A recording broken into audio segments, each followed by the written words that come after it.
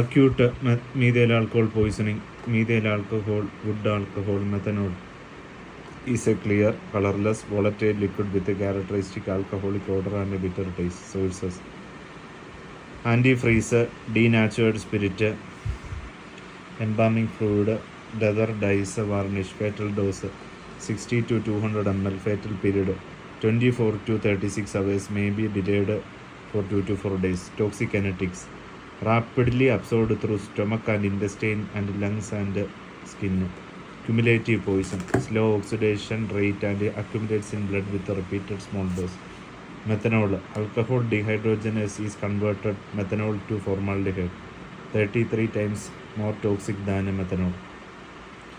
Then alcohol dehydrogenase convert formaldehyde to formic acid, 6 times more toxic than methanol. About 80% of methanol is excreted unchanged from lungs and about 3 to 5% in urine. Rest is metabolized. Mode of action: methanol, CNS and respiratory depression. Formaldehyde and formic acid, toxic metabolites causing major effect. Methanol, CNS and respiratory depression. Formaldehyde and formic acid, toxic metabolites causing major effect. Inhibit the cytochrome oxidase chain and causes production of lactic acid and causes metabolic acidosis. Distribution is directly proportional to tissue water content. High concentration found in vitreous body and optic nerve.